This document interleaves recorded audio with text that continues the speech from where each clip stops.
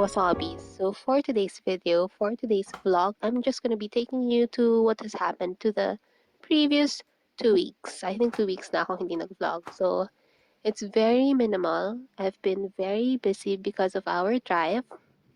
And from time to time, I still prepare some of the things, like made-to-order things for Category News, like what you can see in this video.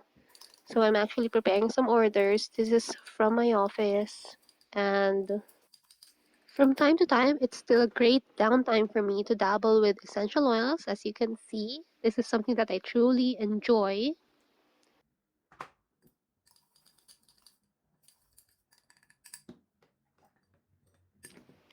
So just an update about our drive. We have deployed to over 50 hospitals in and out of Metro Manila. We have raised a good amount of money to buy a lot of PPEs and N95s to be deployed, and I'm very happy that we were able to reach hospitals from Apari, very far north, up to Zamboanga, Cotabato, Davao, very down south.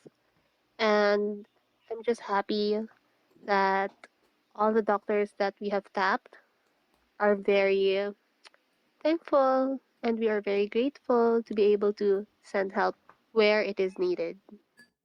I also want to take this time to thank you to everyone who have contributed to our drive in cash, in kind, or even in service.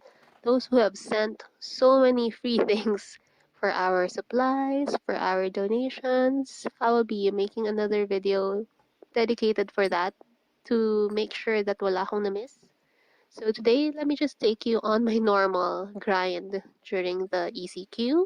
And at the end of the video, I will show you a summary of our drive for week 3. Alright? So we got a box of bottled water na binibigay namin sa mga Lalamove and Grab drivers.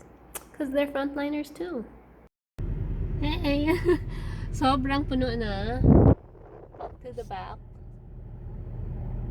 It's just filled with donations. Right there. So everything is for Zamboanga, Davao, Pampanga, and Antipolo.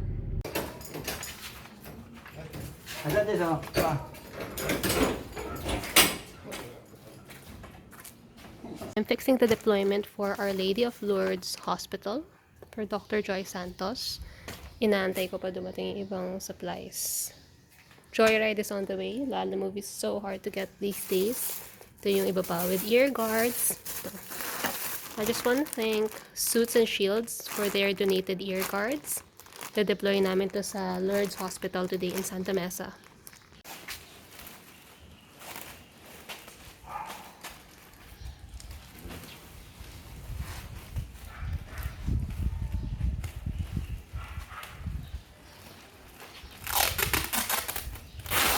So here are the things that we packed for today. This is for Vicente Soto Medical Center on the way to Cebu.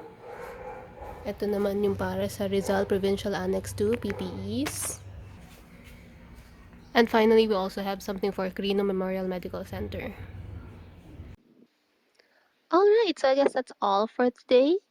And before I end this video, I just want to share with you our week 3 summary. But our latest summary will be up on my IG, so don't forget to check out my social media, and I'll see you on my next video. Bye!